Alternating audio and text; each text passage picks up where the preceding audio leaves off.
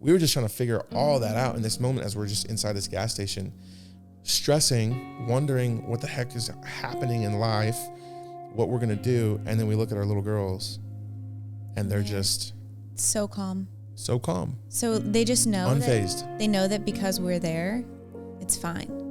And it was like in that moment, Nate and I were both just looking at each other like, this is what we're supposed to be like in this season. Hey, y'all. Welcome to the Clan Hernandez podcast. There are literally thousands of other things you could be listening to right now. So thank you for choosing to spend your time with us. Our hope is that as you hear our conversations and stories, that we can provide some good laughs, encouragement, tips for navigating certain difficulties in life, and possibly even new perspectives on God the Father. We love y'all. Let's jump in. What's going on, y'all? Welcome back to Clan Hernandez, season 2, baby. We're so excited to be back. It's been a long while. Nice long break there. Unintentional. We just had a lot of life happen. A lot of life happened to us. A lot of life lived. Yeah. And wanted to tell you guys a little bit about that. But before we do, my name's Nathan Hernandez. This is my beautiful wife, Brooke Hernandez, formerly Brooke Hood. That's right. That's right. Our wedding hashtag was leaving the hood because that was her maiden name. Yep. And we lived in Oak Cliff. It's funny. Anywho. Interesting facts. But anyway, man, I wanted to tell a little bit about ourselves. And, you know, for those of you guys that maybe are new to the Clan Hernandez podcast, maybe checking it out for the first time.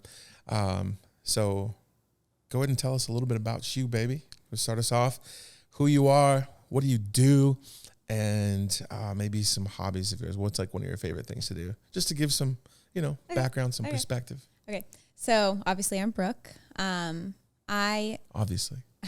I am a mom. I'm a stay-at-home mom, but I also work part-time at our church. If you haven't listened to any of our other episodes, you won't know, but we helped plant the church that we're at 11 years ago, almost 12 years ago. So I work there. And favorite hobby, reading. Love to read. There it is. My wife, y'all, is type A, go-getter. She loves organization. If you need someone to come and organize your house, your pantry, your closet, your life, call her up. That's right. I'm serious. Call her up. She'll help you out. Beautiful. Love it. Well, my name's Nathan, again. And work at the church, Overflow Church in Grand Prairie. I'm a worship pastor there. I've done a variety of things there at the church, right? Everyone who works at a church knows you wear many hats. Mm-hmm. And then hobbies, man. I love to fish. I love to play disc golf. I love to play basketball. I love to game. I thought you said just one. Yeah. I was going to pick one, but, a lot of things. I have many hobbies, and my wife wishes that I would just pick one. But that ain't going to happen. Never will. I'm ADD. I'm creative. I get bored real easy. I still love the things that I might not do nowadays. Maybe I did it for a good year. Maybe I did it for a few months. I still love them, but, I get bored. And so I pick up a lot of hobbies. So anyway, y'all, again, welcome back. We're so excited to be back. We have a lot of incredible podcasts podcast episodes planned out for this season. So we're really excited for this season to be rolled out. And but we wanted to start off, number one, by thanking everyone who has helped us in this last season that we just walked through. And we're going to tell you guys a little bit about that, or we're really going to go into detail, actually. No, so not a little bit about it. We're going to tell you a lot about it. What happened in this last season of our life. And, but we wanted, again, to start this episode with a massive thank you to everyone who helped us out in financial aspects, in just in prayer, helping us move, all the things. Yeah. Crazy last season. So, Brooke, I wanted to see if maybe you would be down to kind of tell everyone what happened leading up to Thanksgiving? Yeah. And what did you find out? Let's hear the story. I'm sure a lot of people are wondering exactly what happened. Yeah. So for a few months, almost a year actually, our youngest had been both our girls really had been sick a lot. And then our youngest, she had this like hacking cough off and on. So we ended up, she got tubes in September in her ears, and she was supposed to be getting better, didn't get better. So I didn't really think much of it, but when we went to her appointment, her like 18-month checkup, I just felt kind of like, hey, you should ask about her cough. So I did. And the pediatrician was like, well, you've met your deductible because you spent so much money on your medical, like taking care of both of your girls who have been sick on repeat. Let's get an allergy test. Let's get in contact with the ENT and make sure she doesn't need her adenoids taken out. And then let's test your house for mold, which we rented our house. So I was like, well, surely she has allergies. Like anyone who's known Addie since day one has known that she has this hacking cough. She always has a running nose. Like it's just, that's how Addie was. We just thought she had bad allergies. So we get her allergy test back, and it is negative for literally everything, which is actually a miracle. because we swore it was allergies. I would have bet my life on it. Mm-hmm. So then I immediately call the ENT.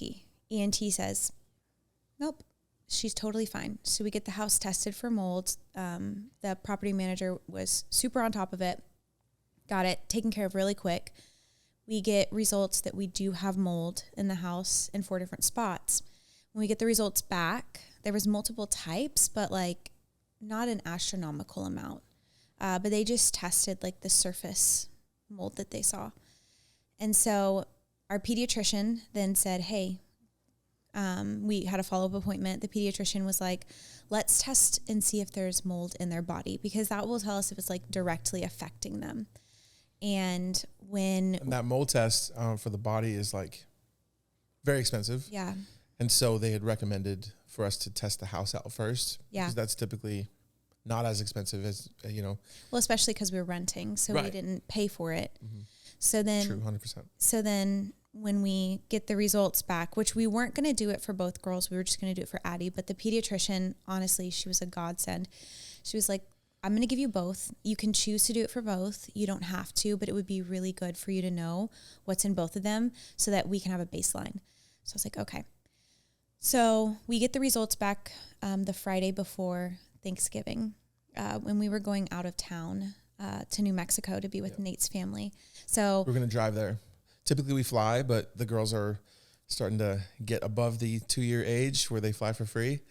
And so, driving the 10-hour trek to Las Cruces, New Mexico was definitely the right way to go financially. So we take our SUV. Well, not yet. Oh, sure. We get the results back.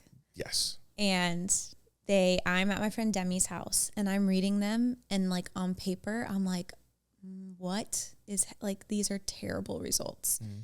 I get Bella's back first, and they test them for 5 different, so molds have families, right? So 5 different mold families, and each family, they have different molds in that family. Bella had 4 of the 5 mold families in her body. And 3 of the 4 that she had were off the charts. And so that just tells you how bad it was. And then we get for Addie, it was basically Addie. Yep. She had one of the same that was off the charts. And so we had to wait until Monday to meet with the doctor. And you get this 20-page report, and it literally is like worst case scenario. And the one that was highest for them, of course, I'm reading every page. It wasn't black mold. It wasn't black mold. Yeah, they call it stacky or something like that. It wasn't that, but every mold is toxic. Right. To your body. It's just stacky or black mold is deadly. Yeah. And so. And I mean, and we're thankful our girls didn't have a higher reaction, but that happens. And pretty much when we drive in Sunday night, really late, wake up Monday morning, meet with the pediatrician. The pediatrician pretty much advises us, you need to move out as soon as you can. If you can't afford it, they're not going to die, but and it probably won't be a long-term effect, but it is clearly affecting them. And if you can get out, you need to get out now. Right. And so basically, like, if we can't move out, this needs to be remediated as soon as you can. Yeah. And I can have a tendency to overreact. I know it's a surprise to everyone. So I asked the pediatrician, I was like, am I being dramatic by like freaking out about this? And she was just pretty like stern and straightforward. Yep. She was like, this is the worst case I've seen in kids their age. This is the most amount I've ever seen in kids of their age. And so I was like, we're never going back. I'm just kidding. But it was like, we have to get out of this house to get our kids healthy. She said, the way to get them healthy, the best thing we can do is to remove them from all of that. And we'd found out that the mass amount in their body was airborne mold. Yep. So that meant... So it wasn't like surface molds that you can see. It wasn't anything that we could have had like really a big heads up about. We were just living our life. Yeah. You know, in this rental home. You know, really cute 1950s rental home. Awesome. It was great for us. Yeah. But living there was, you know, detrimental to our kids' health and our health. And so, you know. So in that, we learned that we have to get rid of everything. Everything. And this is all, we find all this out in like a matter of days. And then we have to go be with family for Thanksgiving. And the whole time we're just figuring out like, what are we going to do? How are we going to move? Where are we going to move? Yeah, the entire 10-hour drive, that's like all that we're really talking about. Yeah. It's just trying to figure it out, trying to figure out like what the heck are we going to do? Like we've basically depleted our savings, you know, with medical stuff. And, you know, we had a little left over, but it wasn't nearly enough to refurnish a whole house, pay deposits, pay everything. Yeah, the cost to move in general, right? Yeah. And so we're driving to Las Cruces, New Mexico, and we're just like, you know what? We'll get to it when we get back. Let's just enjoy this week of Thanksgiving with our family, and you know, just take this week to just rest as best as we can, knowing that like we're about to go back to Dallas to tackle an extremely heavy situation, uncertain situation, no idea how we're going to pay for any of this stuff. And so we spend the entire week there, and our girls that entire week symptom free basically. And which was nuts. Yeah, I want to add that the girls, the longest they had been sick for the past probably 9 months. Sorry, the longest they had been healthy for the past 9 months was maybe a month, maybe, without a fever. It was more like 3 weeks. Every 3 weeks they were getting sick. Right. They were like sick for a long or cough period. Or just like various symptoms. And so they were healthy, and we were like, oh my gosh, this is amazing. But it was just cough. Like, it was like an immediate switch over from like one day to the next. They're just symptom free. And it was at the end of that week, we were like, yo, they didn't, like Bella didn't complain about a headache. She didn't complain about a stomach ache. Yeah.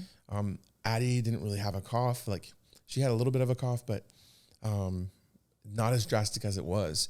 And we were just like, that's nuts, dude. Just like being away from the house for several days was enough to get them back in the mend. And so we're there for the full week, spend Thanksgiving Day with our family. And it was awesome. It was a great time. The next day, we're driving, we're getting ready to go back to Dallas to make the 10-hour trek. We hop in the car, say our goodbyes, you know, and 3 hours outside of New Mexico or El Paso, we hit a coyote. And so we think nothing of it to a certain extent. We hit a coyote. We got an SUV. Like, we didn't think that much of it, right? We saw a piece of like plastic kind of waving in the wind as we're driving, but it was a coyote. How bad could it have been, right? It wasn't a deer. It wasn't a hog. It wasn't like, it was a coyote. And then like 60 seconds later, no exaggeration, we get a message on our screen of our vehicle saying, your engine's overheating, turn engine off immediately. And we're in the middle of the desert. In the middle of nowhere. If you've ever driven from anywhere to El Paso, going west, right? Is that Yep, west? going west. You know that once you pass like Midland, Odessa, you have nothing for hours. You have to like make sure that you plan your gas fillings accordingly. If you don't gas up in Midland or Odessa, like, well, depending on the car you're driving, you might run out of gas in the middle of nowhere. And so we hit that. We got the message, and we're looking around us, and the only sign of civilization for miles ahead of us, for miles behind us, is this one little tiny gas station up on a hill, up on top of a hill, and it's like right up the road. So I kind of let off the gas, afraid that my engine's going to blow up with my family in it. And so we kind of let the gas off. We roll up the hill, park it immediately. Once we park it, I turn the car off because I'm like, I don't want this engine to blow. And I'm looking for smoke, looking around. I'm like, babe, if this vehicle starts smoking, we need to like get out. I'm like, I'm telling her like, we need to make sure that we get these girls out of the car as soon as we can. It is freezing outside, y'all, and it's freezing in the desert. Like the desert, cold, makes it even more cold. Yeah. And so anyway, we're in this like random gas station, y'all. This ain't no like nice gas station. This isn't like, this is a random gas station in the middle of nowhere. The only sign of civilization. Okay. I got to get my whole family out of that vehicle once we figure out a solution to what's going on. And we have a car full of Christmas presents that we're taking back home with us, since we only see our family typically once, twice a year. And so, and all of our luggage and everything, right? Car seats. And so, I get out of the car, try to figure out what's going on. Call insurance. Insurance is a massive debacle, nightmare. Didn't really figure out a great solution. We figured out a temporary solution where we were going to get a tow truck to come and take our vehicle to a vehicle lot because it was a weekend. This was a Friday evening, the day after Thanksgiving, and everywhere is closed, basically, all the major like repair places. And so they were like, we gotta just hold your vehicle until Monday. In a random vehicle lot in Balmorhea, Texas. Google it. Right now, pull up Google Maps, pause this episode, go search Balmorhea, Texas. And you'll see exactly where our vehicle was at. Nowhere, like middle of nowhere, Texas, okay? And so we get a tow to come out, call my parents, and tell them what happened and that we're now stuck in the middle of nowhere. So now they have to drive 3 hours to meet us, to take us back to El Paso so we can figure out what the heck we're going to do. And so the tow truck comes maybe about an hour later.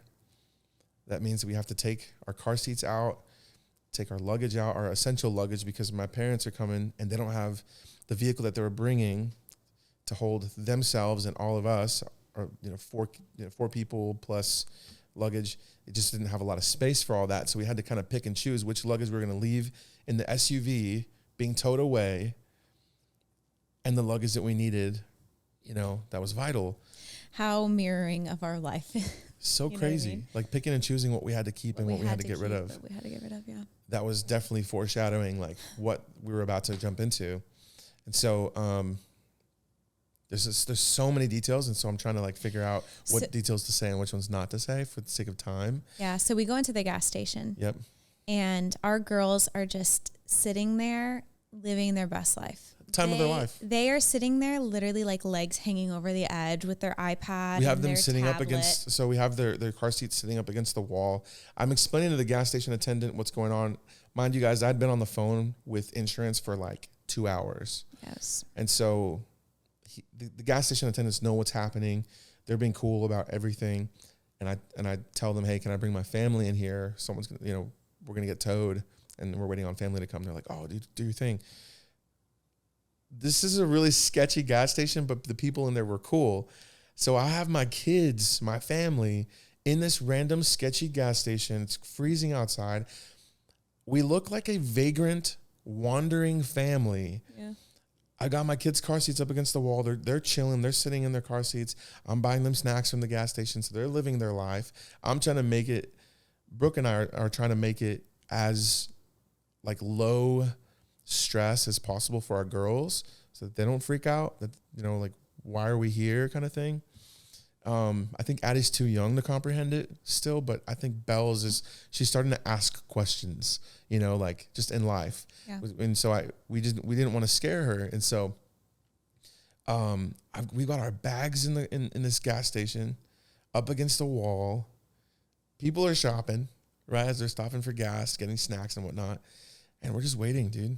We're just waiting for our family to come pick us up. And the entire time we're just looking at each other like, what the heck is happening? Yeah. We're driving back home to take care of this situation. We don't know how we're going to financially handle it.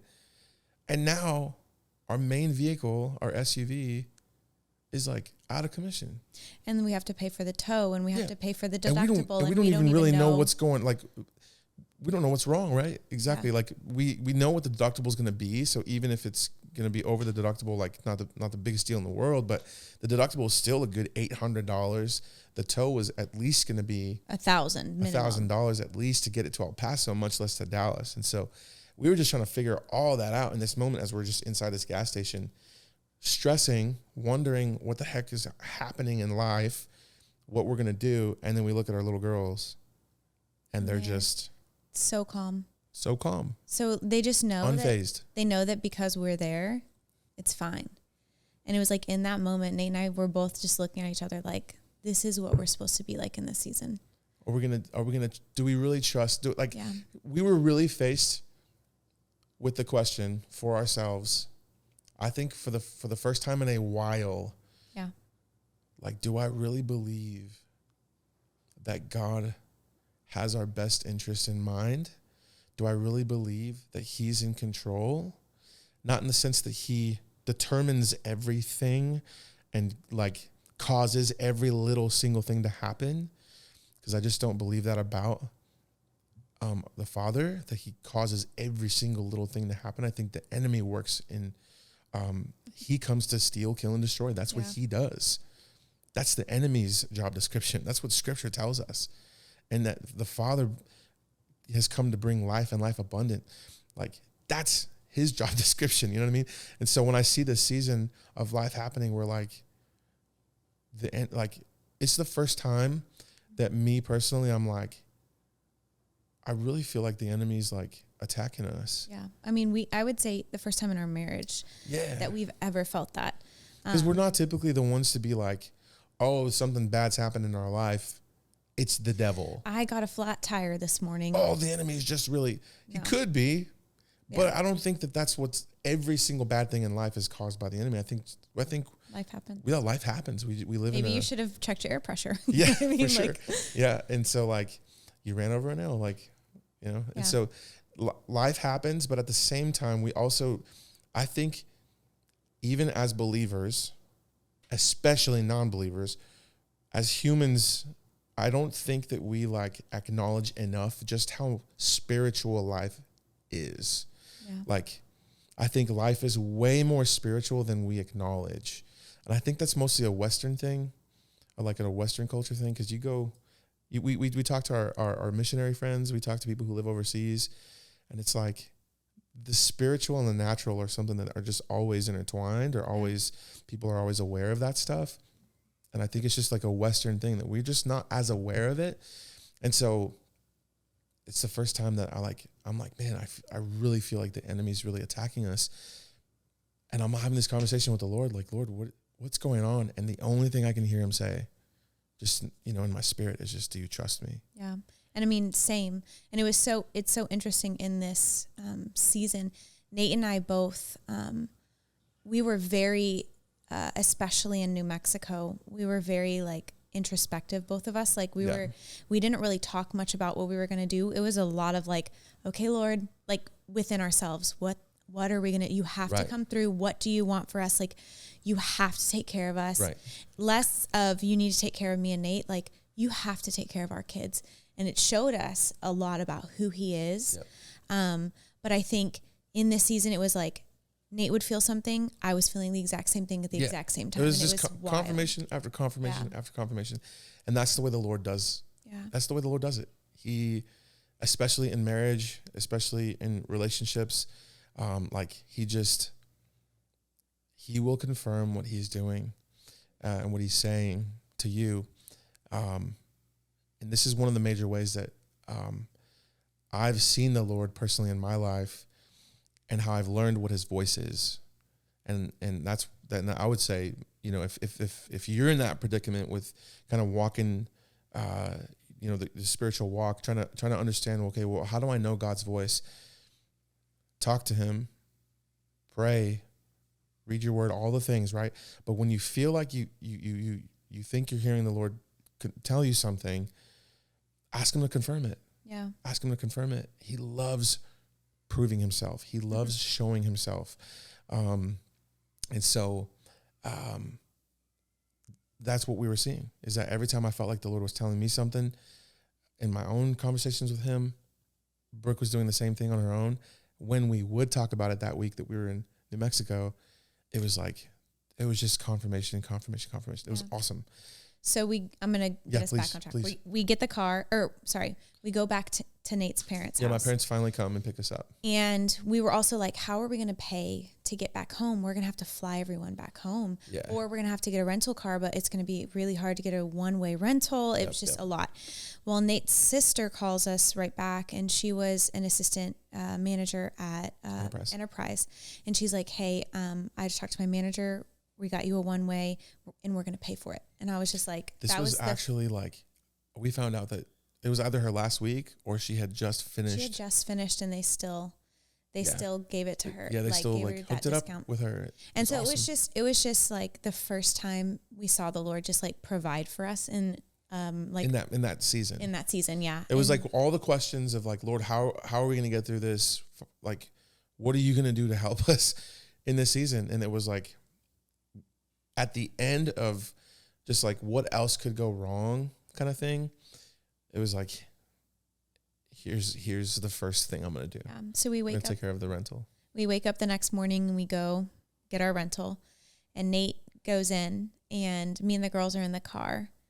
And what does the guy say to you? Yeah. So we're at this rental place in New Mexico, and the guy goes, all right, man. So we have two vehicles. We have a Hyundai, or we have a Lexus.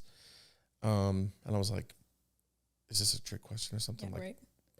Do I pick Lexus? Like we don't drive like super nice vehicles, you know what I'm saying? And so I'm like, well, how much more is it going to be? Like, is it going to cost us more? He's like, no, it's taken care of. Like, it's the same cost. Just which one do you want? And I'm like, I mean, the Lexus. Let's do the Lexus.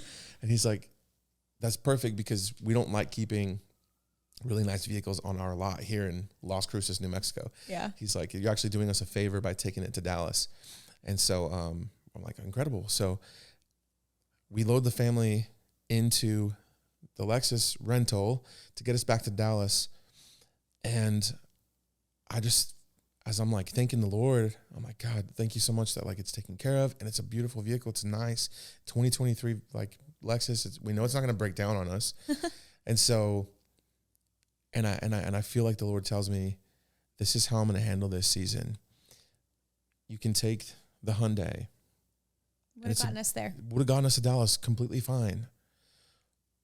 Or you can take what I want to give you. I want to give you above and beyond what you can ask or imagine, or what you can ask and think.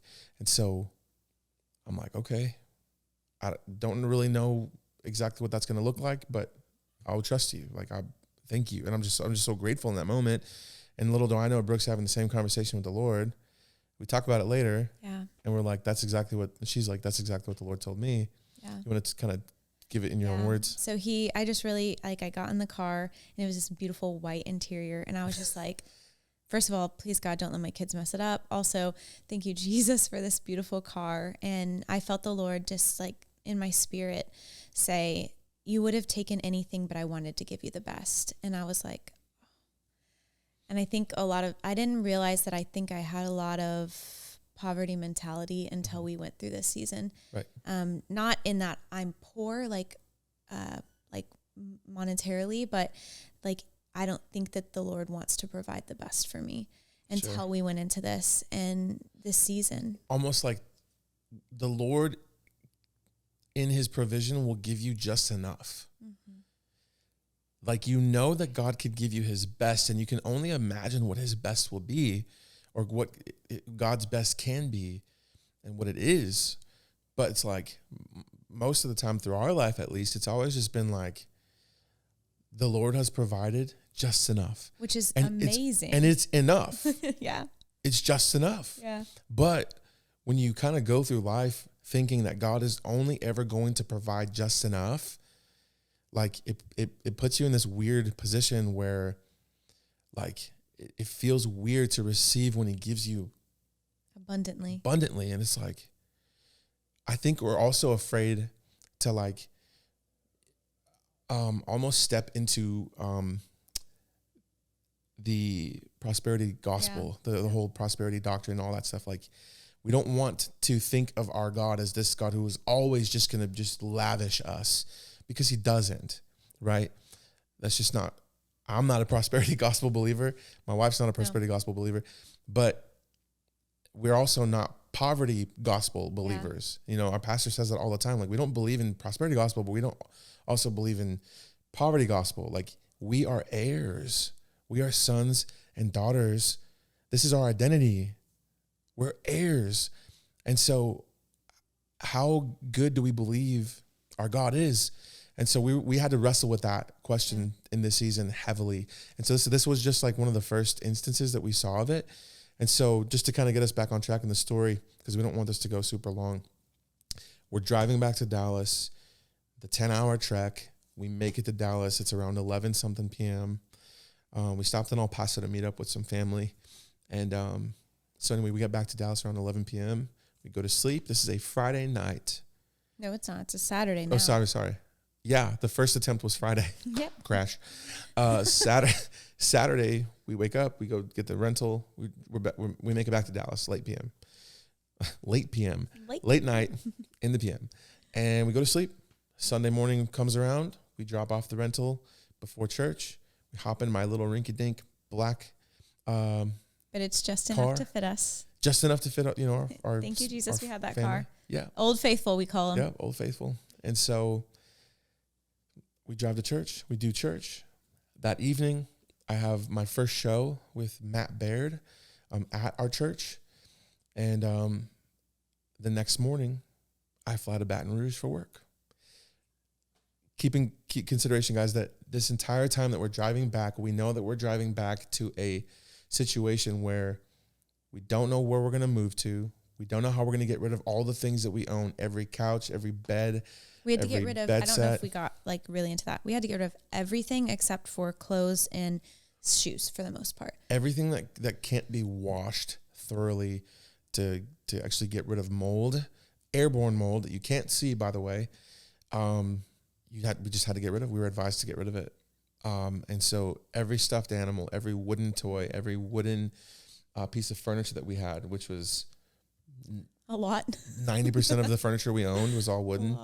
A lot of the girls' toys were wooden. And so it's just everything, basically everything. And so the only furniture that we kept was our baby girl's crib. Not the mattress, just the crib. Just the crib. Had to get rid of the mattress. Yeah. So go ahead. So you wake up on Monday morning. And I have to fly out. To Baton Rouge. Yep, got to fly out to Baton Rouge for work, knowing I can't help my wife this week that we're back in Dallas to tackle this next season with not really any answers, but I got to go to work. Like I had to make this work trip. And so that entire week that I was in Baton Rouge, Brooke was back home packing up our house in bags, just bags on bags on bags on bags. Stuff that we're just going to throw away, that we had to toss. Yeah. And so that week that that day that I flew out to Baton Rouge, it's a Monday. And the Monday after Thanksgiving, she calls me while I'm already there in Louisiana. And she's like, the girls are like back to symptoms.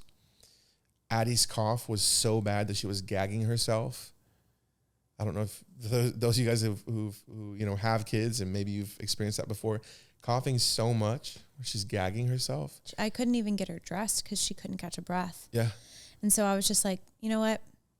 we're going to my parents' house. Yeah. So Brooke's parents, they live, about 45 minutes away from where we were living at that time. We moved in. So they moved. We moved in. Me, and she's Mom, like, Papa. she's like, Brooke was like, I'm not gonna stay here in the house. I'm gonna go stay with my mom and dad. I'm like, do what you got to do. I'm in a hotel with clean air. Hopefully clean air, right? But like, please do what you got to do. And so, that same day, our friend Monica Baker, started a GoFundMe for us which that took a lot for us to even agree to that. We have a lot of breaking of pride because we've never had to ask for help. Right. I've got a good job. I don't just work at the church. I have a good job. I work for Motorola. That's our parent company. I'm a technical trainer for one of our software companies, and I make a decent wage, and I work part-time at the church. Works part-time at the church. And so like, we don't necessarily ever find ourselves in a situation where we really need to ask for help. Yeah. And so I'm over here like having this conversation with Brooke, like, I don't know like that I want to do a GoFundMe, but I really felt like the Lord in this season started us off by telling me, and I think both of us, in this season, accept whatever help comes your way. Don't let pride say no. Yeah. Accept whatever help comes your way and whatever it looks like. Yeah. And so I tell that to Brooke. I'm like, hey, I feel like the Lord is telling us to just accept whatever help comes our way. And she's like, I agree. I felt like the Lord was saying the same thing. So here's my friend Monica saying, hey, I want to start a GoFundMe for you guys. I'm like, okay, let's do it. But I'm like, Brooke, I don't want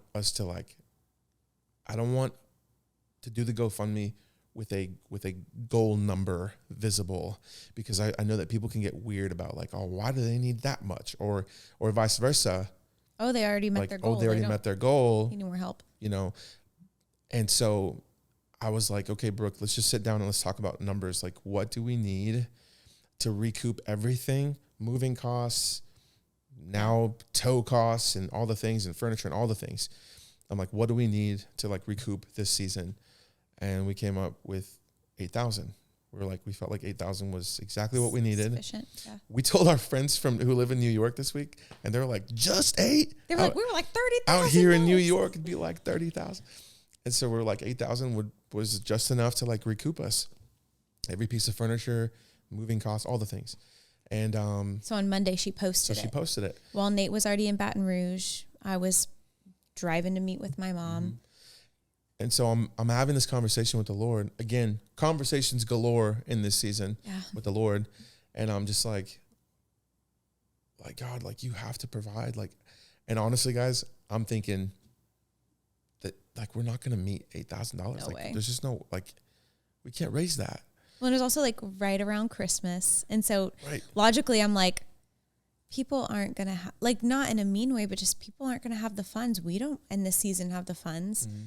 And so we both separately, we're not together, felt the Lord ask us, like, what number do you would feel like would be wild? Right, because I'm having this, provide? I'm like, I'm just being honest with the Lord. And I'm like, Lord, I just don't see how we can raise this. And again, what does he say? He's like, do you trust me? Trust me, yeah. Every time. And then my response is like, yes, Lord, I do trust you. I know that you can provide.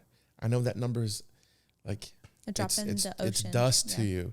Like, but I've just never seen it. Yeah. And I'm like, but I do believe you. And so I'm like, but help me. Like, I do trust you, but help me trust you more is my response every time. I probably said that to the Lord dozens of times. Like, Lord, I do trust you, but like, help me trust you more. And so as we're having this conversation, as I'm praying, like, I really feel like the Lord is like, ask me what number, or like, he asked me, he goes, what number would be wild for you? And so I'm feeling so stupid, like answering this question that I'm having, with the Lord. And he's like, what number would be wild for you? And I'm like, Lord, 10,000. And I'm like, I feel so stupid saying that, Lord. Like, there's no, like, I'm having a hard enough time, like, believing for 8. But, like, if we could have 10, that would just be more than enough. It would give us a little bit of cushion. But I'm like, we'll see. Yeah. Like having a hard enough time believing, even just for 8. And so by the end of that day, I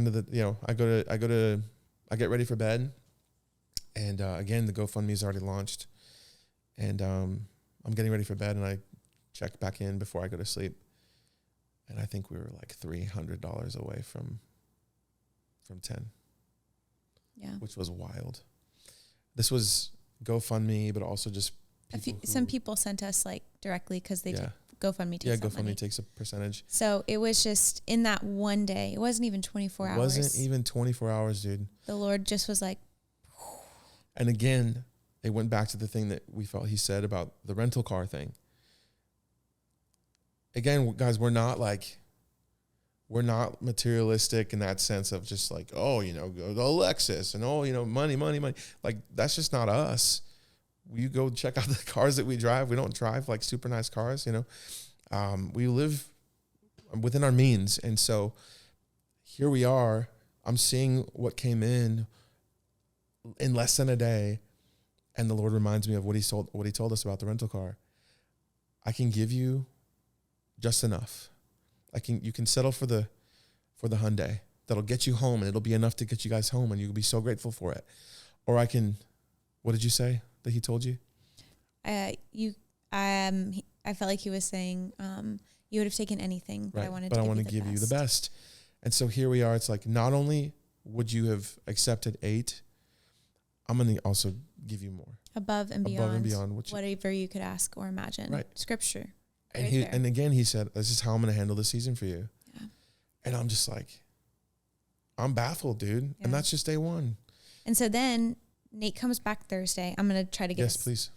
Nate comes back Thursday. I have to bag up the whole house. And that alone was like, as a mom, I'm not going to cry today. It was just really hard.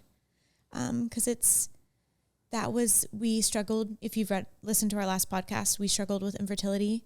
We got pregnant. We moved in, had Bella 2 months later in that house, got pregnant with Addie in that house, had Addie in that house, birthed her in that home.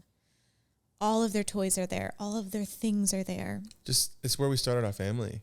It's where the Lord like literally fulfilled such a longing in that home. Yep. And then to have to get rid of like their favorite stuffed animal, their, favorite toys, to get rid of, just things that you don't realize. You don't realize are sentimental until you have to get rid of them. Yeah. So I was going through that, and I really felt the Lord telling me, it's your choice. You don't have to get rid of anything. You can keep whatever you want, but it's going to keep your family unhealthy. And I felt that kind of also mirrored in when we were looking for homes. We had 2 options. We were either going to move to Grand Prairie, which is where our church is, or we were going to move further north, which we've talked about doing for years. But it was like, well, no, the church is so far away. It just doesn't make any sense.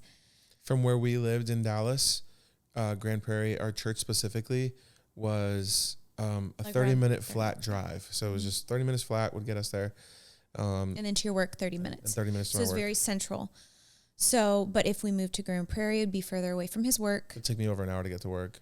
But one way and then back. And then if we moved up north, it would be further to church and a little bit further to his job. Yeah. But there was just a lot of details. Like we really felt the Lord telling us he wanted us to move up north. And so we start looking for homes. And one of the things we had to have a home that was not old. I mean, we had a home that was 1950s and it was full of mold. So we just didn't want to take the risk that we move into a new rental house, new to us. Yeah. Where we're back in the same situation. Yeah. Unseen mold, airborne mold. And the doctor had mentioned that mold is the one thing you never grow immune to, you grow more sensitive to. So the longer that you're exposed, the worse you become. Yep. And that's how its name is the silent illness, because it's just, you just continue to be worse and worse. And so we meet with our realtor. She gave us a ton of homes. None of the homes, maybe 1 or 2 in Grand Prairie, but none of them were in our price range. None of them were, and the options that we had seen, like They were pretty rough, y'all. it was pretty rough. Pretty like, rough. and we just weren't willing to take that risk. And again, going back to what Brooke felt like the Lord was telling her about, like, hey, you can keep what you want to keep, but if you want to get better, if you want your girls to get better, you gotta do what you have to do. And that mirrored to the whole house situation. Like, we could move to Grand Prairie to be closer to our church and be closer to our community and all that stuff, but like, we really felt out of an obedience thing that the Lord had been calling us to move further north in Dallas. Because it was best for our family. And that's what I really felt like was from the Lord. Like, you can care about what all of these people in your life think of you because you're moving further away. Right. Fears of disappointing our pastors, fears of disappointing our community, our friends who live, in those areas. Because they wouldn't get to see us as much. Right. But it was like, you have to do what's best for your family. Yeah. And it's your choice. You can choose. You can go move to Grand Prairie and it will still be fine, but it might not be the best for your family. Exactly. It's not necessarily that it would be detrimental to us, No. but what is the best thing? And number one, what is the Lord telling you? And were we willing to obey that? And so we meet with our realtor. We view a ton of homes. None of them are that great, but we were like, anything's better than nothing. Better. Right now we're living with my parents. We weren't in love with any of the options that we were seeing. Yeah. And then our realtor goes, hey, this whole week that, Nate was in Baton Rouge and Brooke was at home bagging everything up, she'd been in communication with the realtor, and she goes, I sent you guys some houses for you guys to see this week. You approved the ones you wanted to see, and you showed me the ones you did not want to see based on pictures. There's a house that I want to show you guys, but you said you didn't want to see it because the photos looked so bad. Yeah. Pretty sure it was like just an older person who just maybe just didn't know how to work a camera well or something. The photos were so bad. And so it made the house look tremendously old, and just the carpet just looked really like dingy, and we're like, no, thank you. And so she's like, but I really feel like you guys would like the house. It's exactly what you guys are looking for in the exact same area of the neighborhood you want to live in. It's, within walking distance between you and some of the friends that she knew lived here. And so we're like, well, we're already here. Let's check it out. So we walk into the house, and from moment one, we literally step into the entryway, and Nate and I both look at each other, and we're like, it's a yes. This is this is the house. Knew it was the so home. we continue walking through the house, and every new thing that we're seeing, we're just like, oh my God. It checked off literally everything we've told the Lord we've wanted. Like, if we ever could afford it, this is what we'd want. This is what is this house. Mm-hmm. And it was like almost felt too good to be true. Yeah, you know what sure. I mean? Like, okay, so we what's the catch? We're like, hey, so tell us about this house. And the lady, or one of the people who like manages this house, was here when we toured it. And so it's me, Brooke, our realtor, and then we walk in, and there's one of the people who manage the house. We said, tell us about the house. How much is it? Blah, blah, blah. When, when's move-in approximately? And so, when would it be move-in ready? And so she's like, well, it actually dropped to this price here, which was exactly our price range that we were looking for. So it just dropped into that price range that day. She's like, it dropped today. It's been on the market for about 14, 15 days, and no one had applied. I'm pretty sure it's because of those pictures. Yeah, I know it's because of those pictures. And so they God. dropped the price right into our price range the day that we came to see the house, that we didn't even want to see initially. Yeah. We weren't supposed to see it. And so, long story a little bit short, we end up applying that day. There were multiple applicants. We weren't sure if we were going to hear anything about the house until we applied on a Friday. We weren't going to hear anything until Monday at least. And so over the weekend, there was multiple applicants that came through. So, but then we find out on Tuesday that we got approved. And we get to move in. And they had told us we got to move in that week. Yeah, that the lady had said it would be about 2 weeks because they were going to replace everything. But she ended up, we told them, don't replace it. We have 2 dogs, and 2 toddlers. We don't need the carpet replaced. You're going to have to replace it anyways. Just clean the carpet. Don't replace it. If that means that we could get chosen for this house, we can move in we're willing to move in as is. It's a beautiful home. Yeah. And so they were like, I guess they decided to go ahead and do that. They felt pity on my mold. Yeah, for real. Our realtor like went to bat for us. Yeah, thank God for her. So, anywho, so then there it was yet again. It was like as we were like, before we even saw this house, me and Brooke are like, one of those two houses that we kind of liked, weren't in love with. We were like, which one do we like more? Because we really needed to make a decision really that day. And then we see this house. Yeah. And it was just the Lord reminding us again, like, you can take what would have worked. You could take what would have been good, and it would have worked for us. Yeah. But he's like, or you can have what I have for you. Yeah. Something that, like, again, guys, like, we weren't even supposed to see this house. Yeah. And it dropped into our price range that day. And it dropped into our price range that day because nobody had been applying for it. Yeah. We were the first ones to apply, which is nuts. And so it's just like the Lord showed over and over and over again how he was going to handle this season for us. And every time that we cried out to him, like, Lord, what is happening? Why is this, like, why are we going through this right now? And it all happened to us, like, back to back to back. Yeah. It was so freaking nuts. I'm like, well, and it was crazy because, I had never seen the Lord move, like, immediately. Mm-hmm. I've already told my story, my main story of dealing with infertility. That clearly means I could not get pregnant for a long time. I did not see healing for a long time. And so, a couple years. Yeah. So for me, I was in this season, like, Lord, I was reading through Luke, and I was like, every time in Luke, it says multiple times in a chapter, it'd be like, immediately the Lord did this. Immediately the Lord did that. At least in my version of the Bible, it did, ESV. And so my version. Oh yes. My own that I made up, because that's biblical. But I was like, okay, Lord, like, I know you can do it. I see it in scripture. I know you can move immediately. We need you to do that. And I just felt like this was like our immediately season. Like, he could have taken his time, but he just moved so swiftly. Yeah. And it just felt like he came to our, like, rescue when we needed it. And, we've been here for almost 2 months, a little over 2 months, under 2 months, almost 2 months. Yeah, that's what it is. 2 months.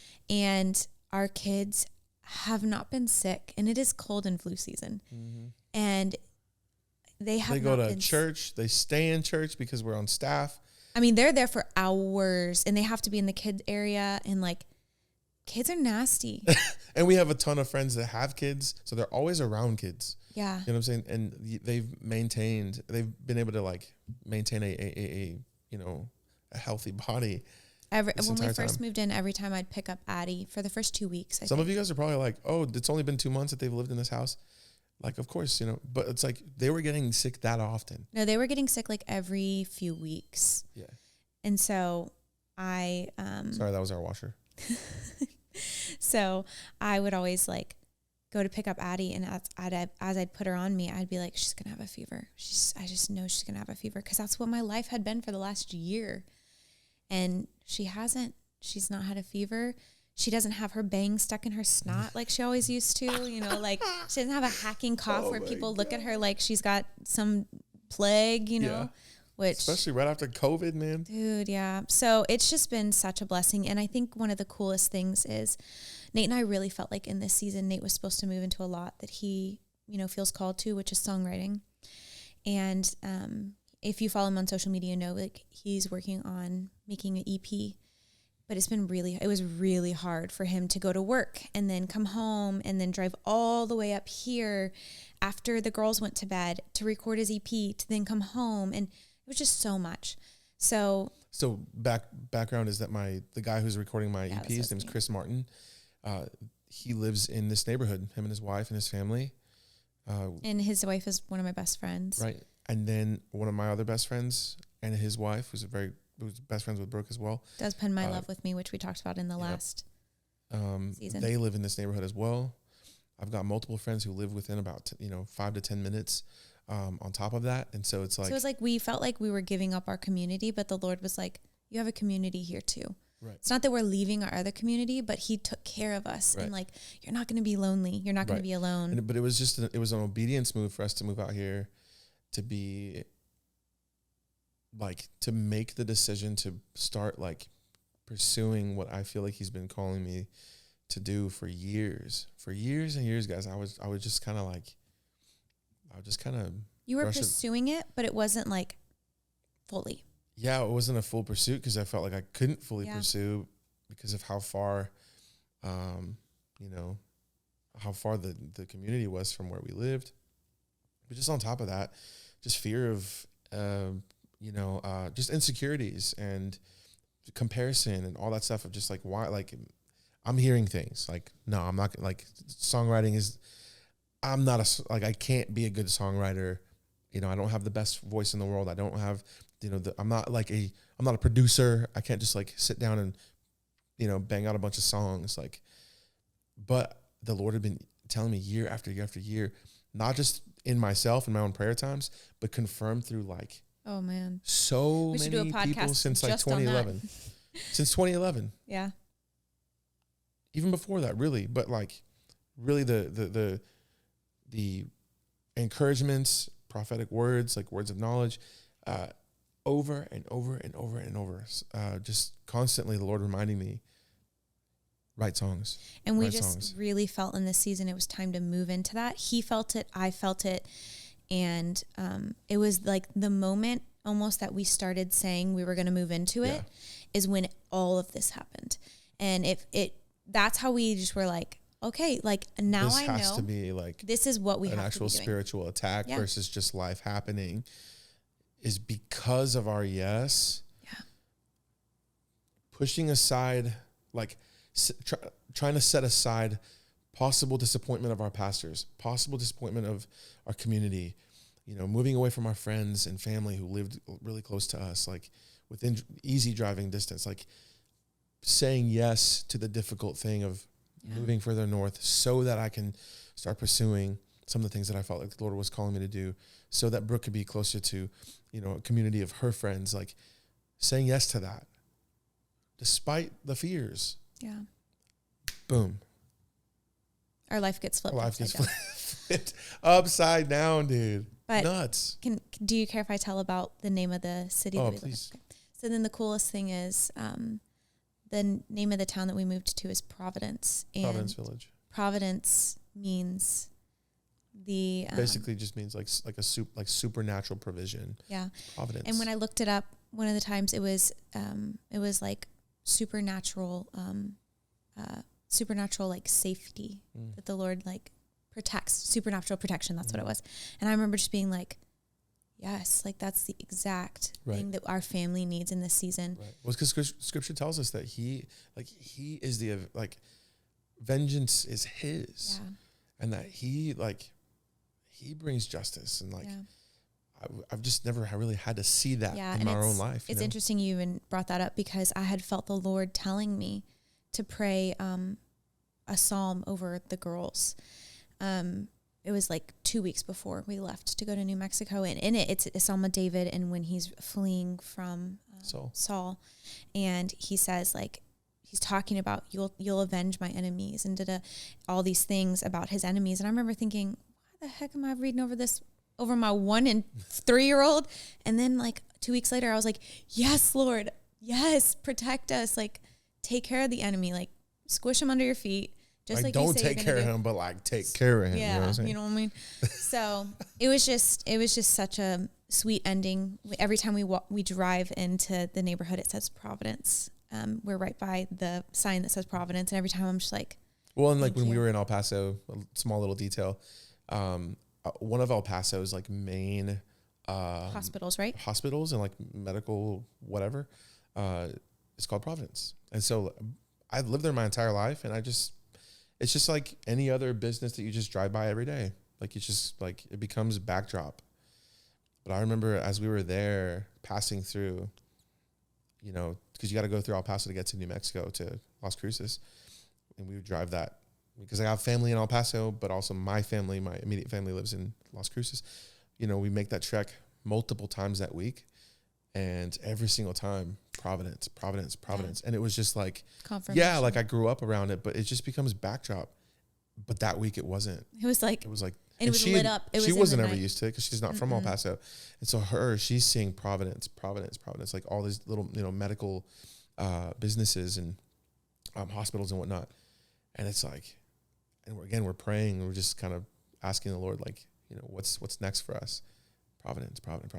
And so out of obedience, we're like, okay, we're going to move up to Providence Village up in Aubrey, Texas, which is 45 to an hour north of Dallas, depending on where you live in the metro, depending on traffic and all that stuff. And so, so that's why we haven't put anything out in quite some time. Just been dealing with sick kids and me, myself getting sick. This last year, 2023, I probably got like 4 like upper respiratory infections, and I had no idea what the heck was going on. All the while I'm over here inhaling mold. Yeah. And my worst one was right before. It was the day we moved, the last day before we moved in. It's just because I was like moving everything out of that house, just shifting around all those invisible spores. And so it was just like, here's one for the road. Yeah, for as you're moving out. And so kick you while you're down. But anyway, there are definitely some details in there that we didn't bring up just for time's sake. But we wanted to update everyone, to let everyone know what's been going on. But also, like, Jesus did a good thing. Yes, like tell the testimony of what the Lord did in our life and the way he came through, as an encouragement to you guys to know that he's not just a God who's going to give you just enough. Know and believe that he is also the God who provides abundantly above all that you could ask or think.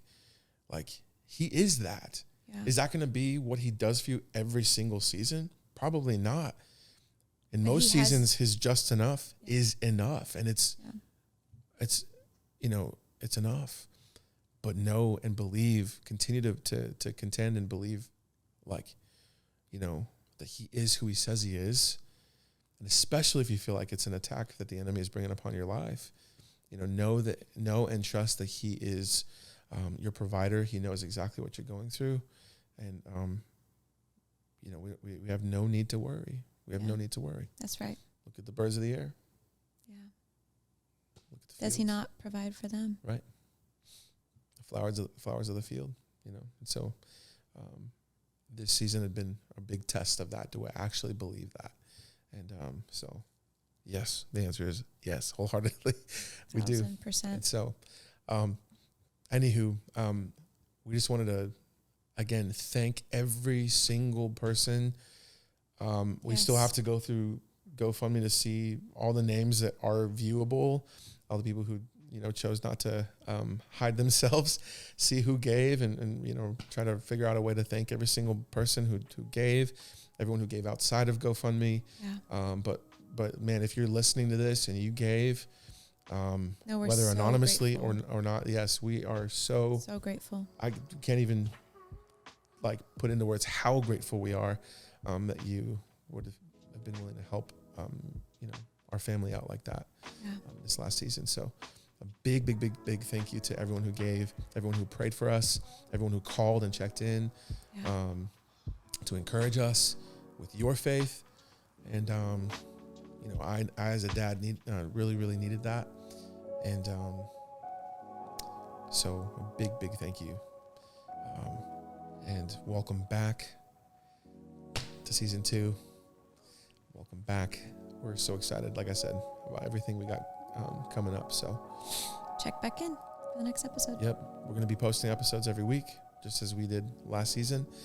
If you didn't check out last season, go back and check it out. There's 6 episodes, I believe, or 5 episodes. I think actually 5 episodes. And so go check them back out. Hear some of our infertility story and just what all last season was about. And we got some really good ones coming up. So anyway, thank you guys. Love you. Talk to you soon.